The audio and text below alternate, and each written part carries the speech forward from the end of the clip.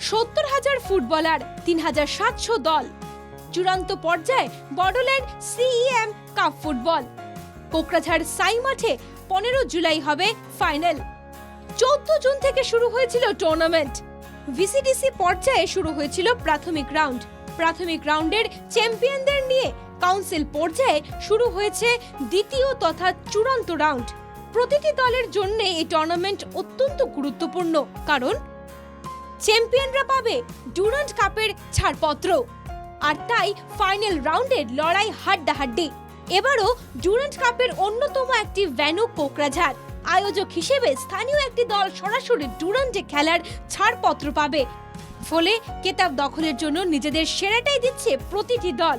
BTR এর অন্যতম কার্যবাহী সদস্য দাউবাইসা বড় জানান, বড়োল্যান্ড সিএম কাপ 1.0 যোৱা 14 জুলাইৰ পৰা ভিচিডিচি লেভেলত আৰম্ভ হৈছিলে আৰু ভিচিডিচি লেভেলত আৰম্ভ হৈ কাউন্সিল সমষ্টি আৰু জিলা আৰু আজি বিটিআৰৰ 40টা সমষ্টিত যিসকলে চেম্পিয়ন হৈ আহিলে তেওঁলোকৰ মাজত আজি কম্পিটিশ্যন আৰম্ভ হৈছে কোকৰাঝাৰত।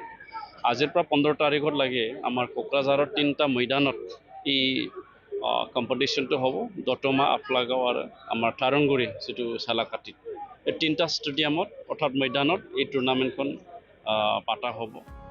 ফুটবলের মাধ্যমে বড়োল্যান্ড শান্তি ও সম্প্রীতি প্রতিষ্ঠা করার লক্ষ্যে এই টুর্নামেন্টের আয়োজন করা হয়। প্রাথমিক পর্বে অংশ নেয় 40টি দল। কাউন্সিল পর্যায়ের পর সেরা দুটি দলের মধ্যেই হবে ফাইনাল।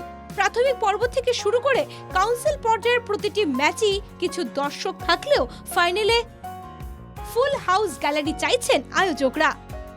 আর তাই খেতাব লড়াইয়ে সবাইকে মাঠে আসার আহ্বান আয়োজকদের। বড়োল্যান্ড সিএম কাপ 1.0 15 তাৰিখত কোকৰাঝাৰ সাই ষ্টেডিয়ামত 7টা বজাত অনুষ্ঠিত হ'ব।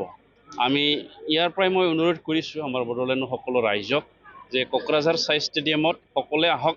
আমি চবে চাব পৰাৰ কাৰণে আমি সন্ধিয়া ৰাখিছোঁ গেমখন, আৰু ইয়াত ফ্ৰী এণ্ট্ৰি, গতিকে সকলো আহিবৰ কাৰণে, সকলোকে আমাৰ খেলাড়ীসকলক উৎসাহ যোগাবৰ কাৰণে মই অনুৰোধ জনাইছোঁ।